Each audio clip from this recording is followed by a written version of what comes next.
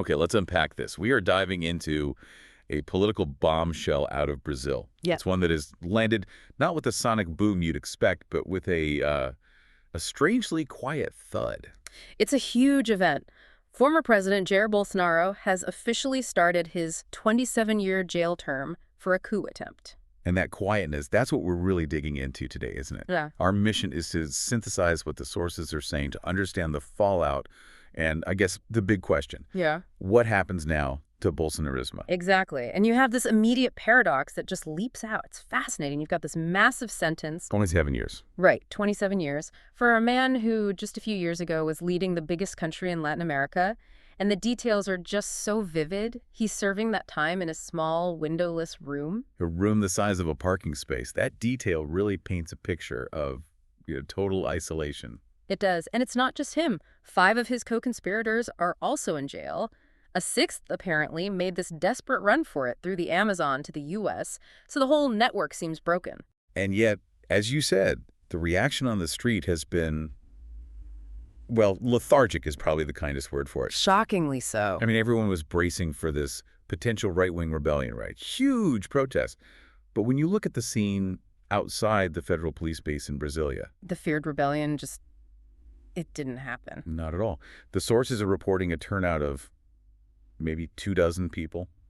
24. It's unbelievable when you think about it. This is the figurehead of a movement that, during his presidency... Oh, he could draw hundreds of thousands, millions even. Exactly. Huge, impassioned crowds in Rio, São Paulo, Brasília. That ability to just snap his fingers and mobilize the masses seems to have completely evaporated. And you see this one young activist, Arley Xavier, is 21. He's there. He's trying to rally people, saying it's not over. He's insisting Bolsonaro still has work to do. But he's basically shouting into the void. His urgency is met with empty streets. Yeah.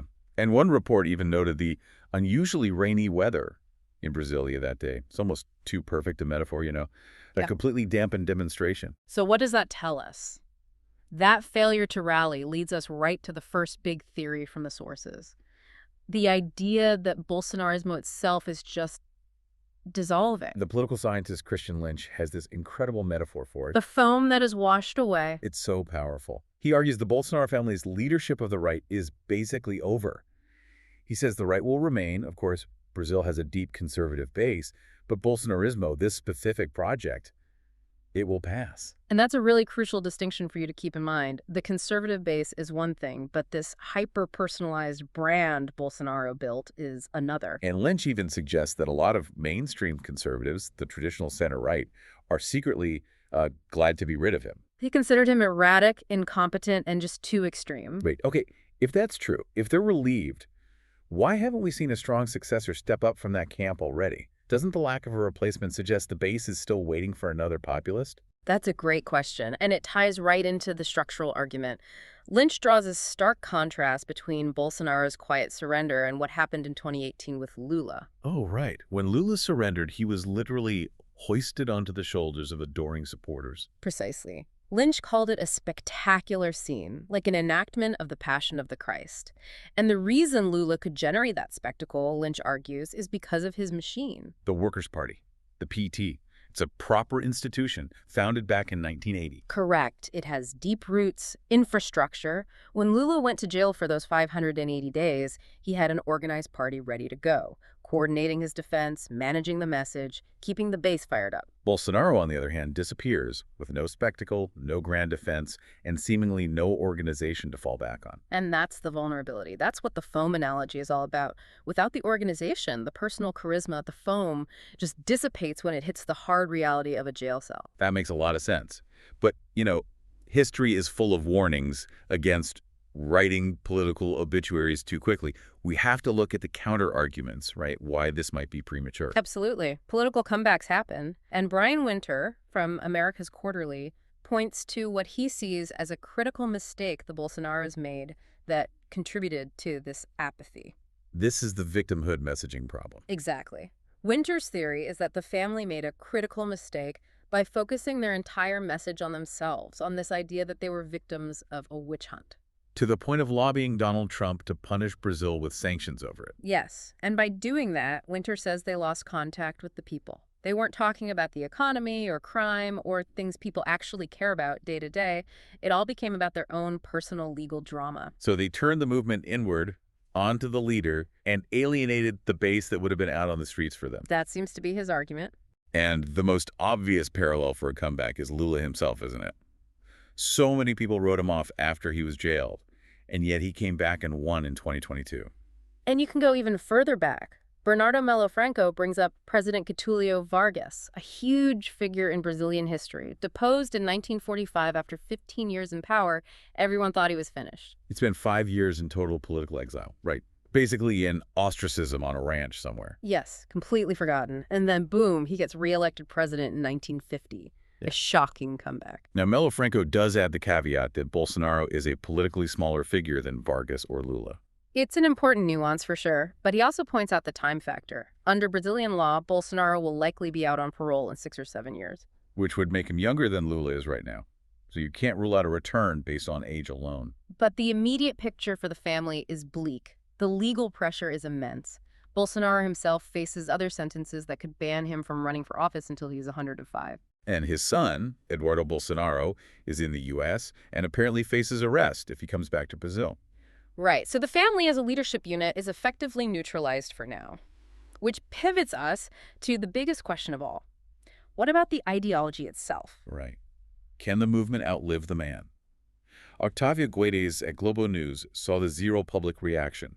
As proof, the post-Bolsonaro era has begun. He doesn't think Bolsonaro can pull a Lula. But he's convinced the movement will persist. It'll just find a new leader. So this is where he brings in that really provocative, really dark historical comparison. The Mussolini analogy, yeah. Guedes says Mussolini once said that he didn't create fascism, he extracted it from the Italians' unconscious. And he thinks it's the same thing with Bolsonarismo. So Bolsonaro dies, politically speaking, Yeah. but the radical ideas are here to stay. He just gave them a voice. That's the argument. So what are those ideas he extracted then? What was already there in the Brazilian consciousness? Well, the sources point to a mix of things. A nostalgia for the old military dictatorship, a desire for a strong man, plus this intense social conservatism, a backlash against so-called political correctness, and a deep, deep distrust of democratic institutions like the Supreme Court. So Bolsonaro didn't invent those feelings. He just packaged them. He mobilized them into a political force. And if that's true, the vacuum he leaves will eventually be filled. Maybe by someone more competent or less erratic who can harness those exact same feelings. Which is a chilling thought. It is. And you still see a few diehard disciples insisting the movement will grow.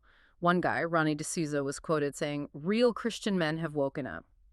But that hope is just crushed by the reality on the ground. The reality being that lone protester who tried to chain himself to Congress and was just immediately arrested. Right. It highlights the total lack of any organized resistance. So what we're left with, for you, the listener, is this core tension to think about as this all plays out. Is Bolsonarismo a movement that was all about one man's charisma, the foam that just washes away? Or is it an ideology that's now permanently embedded in the national psyche, just waiting for a new leader to pick up the mantle? It's a huge question. And even with the historical examples of Lula and Vargas coming back, the deciding factor really seems to be structural, doesn't it? It does. Which leads us to the final thought for you to consider. What specific things are actually necessary for a modern populace to resurrect their career after prison? Is it about having access to a machine, like Lula's Workers' Party? Or is it about having a message that goes beyond your own personal victimhood and actually speaks to people's lives? That organization, or the lack of it, might just be the thing that decides whether Bolsonarismo truly passes or if it just evolves into something new. It's a question that's going to shape Brazilian politics for years to come.